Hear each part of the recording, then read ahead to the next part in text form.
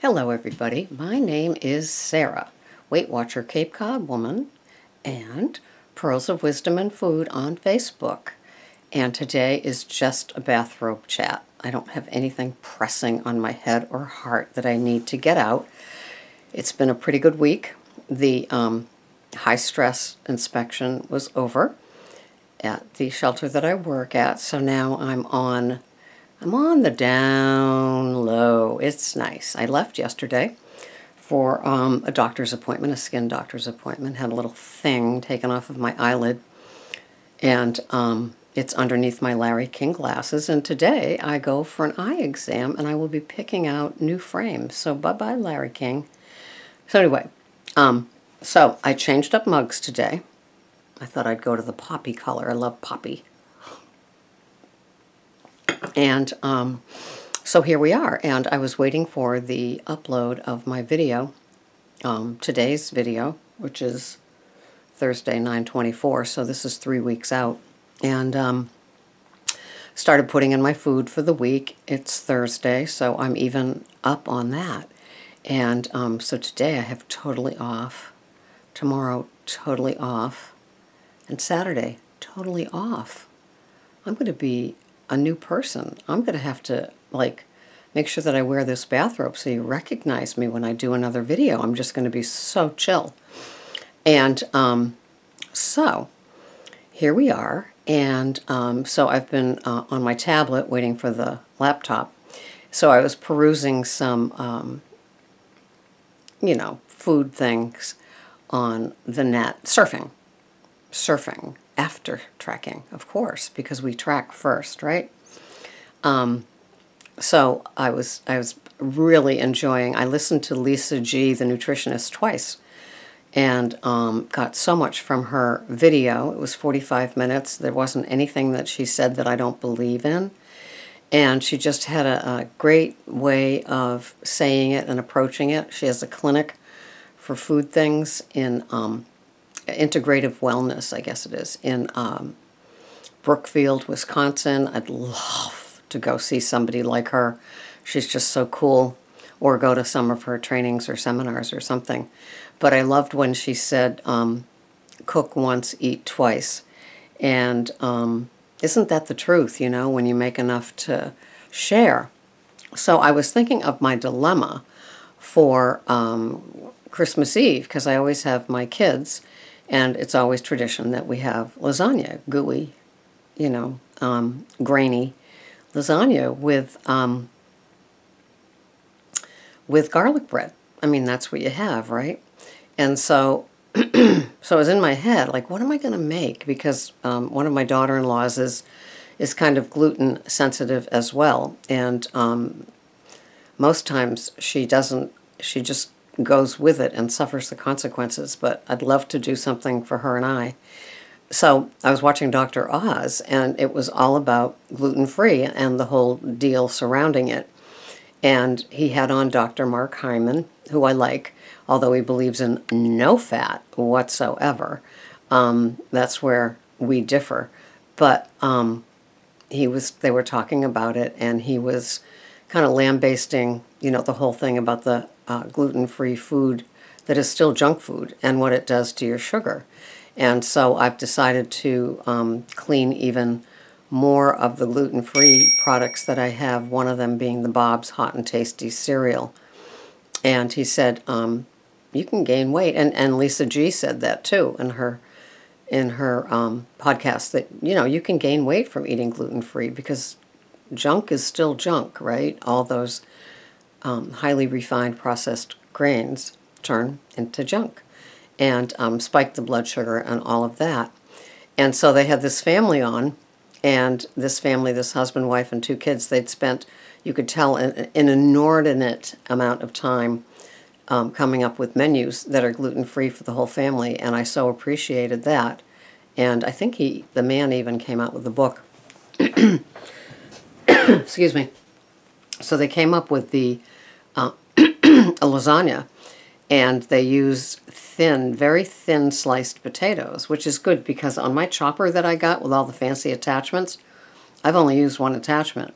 but I know that it does have one of those sort of things, so I could slice some potatoes real thin and then use the tomatoes. And then he had a mixture of veggies, but I might take like thin strips of zucchini, do the same thing as with the potatoes in between the layers. And anyway, so I can't believe it. It was just kind of cute that the very next day is the solution, right? At the end of the show, he had on Wendy Williams, who's lost 50 pounds. And wow, she looks great. She's doing it. She and her Kevins, her son and husband, are they're doing vegan, and I will not be doing vegan. And it's interesting, when I was listening to some interviews that I listened to, the Fat Burning Man, Dave Asprey, other ones, where a lot of vegans turn back to having some animal protein, first with eggs and then with more. And I get it, because their body starts craving that protein, although they went for a number of years vegan.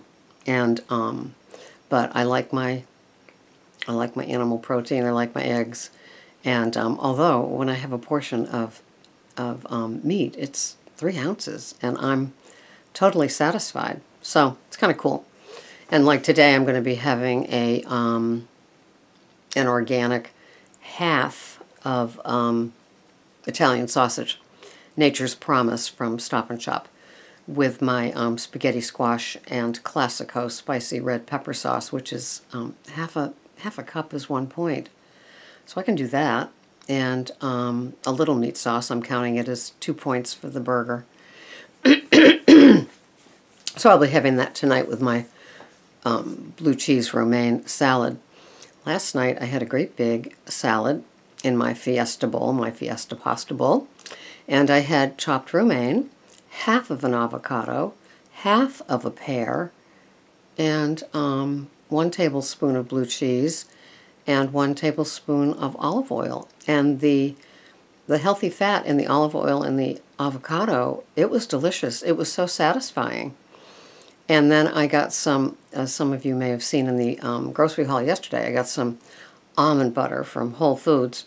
And yes, I did get it from that container, and I thought after I did it, I said, oh, this is where they're talking about the mold in these containers. And I was like, well, maybe they wash it more frequent, but I think the next time I'll go to the Barney Butter, and I think I might have a couple of jars downstairs before I put my arms around PB2 as the most, the next coming of Jesus or something, and now I've given that up. And in my other little newsy thing, Bye Bye Almond Breeze, they use carrageenan in their milk as well.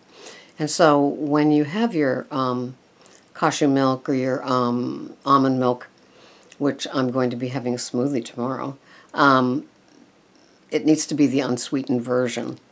But then I will be adding flaxseed, and I'm looking for green bananas. It's so funny. And I think of all the times when green bananas were the only offering. So, anyway, so that's my fun. Oh, my video has processed. That's kind of cool.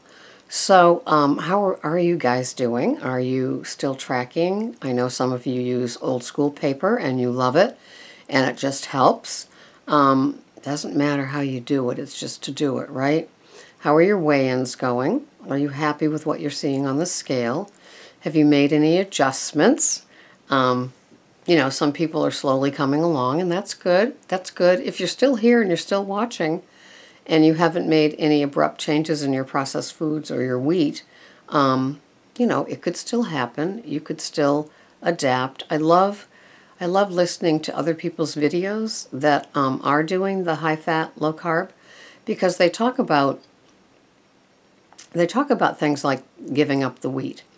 And it's just like being an alcoholic. You can't have a little wine cooler every now and then, because you're going to inflame all of your insides if you have a little wheat every now and then. And ironically, I think it was Lisa G, because I listened twice, so I hear that much more. This is being taped for mid-October. So it is the kickoff to the food festival. And she was talking about how when we do all this wonderful stuff for ourselves and give up the wheat and heal our gut from all of the inflammation from what wheat causes and other gluten items like rye and barley. And so we clean up the whole thing, and our gut is doing just fine, and we've got great flora down there, and all the healthy bacteria is just very happy and feeding off of all the things that we give it, even the green bananas with the prebiotics to feed the probiotics, which I will find. And then along comes the holiday, and some of us decide to do nothing. I mean, gravy's going to have wheat in it, right? So a lot of us decide we're going to grin and bear it. It's worth it. It's worth the 4 days of discomfort and just regular inflammation inside of us, and have all the goodies. And then others say, no, this means too much to me the way that it is, and so I'm not going to give in. So it's interesting, and I'm just asking you to be kind of processing in your head how you are going to handle it, because a lot of you know what lies ahead if you have, traditional family gatherings and with traditional food and all of the things. What is wheat-free? What is sugar-free? What is healthy fats that are on the table that you didn't pay attention to before? Yesterday, for example, they had wraps and pizza as a treat for, all we did for the inspection. And she got me, my boss got me a tostada salad, which I shared. It was huge. And so I did not touch the crispy fried thing, that held it, the little boat.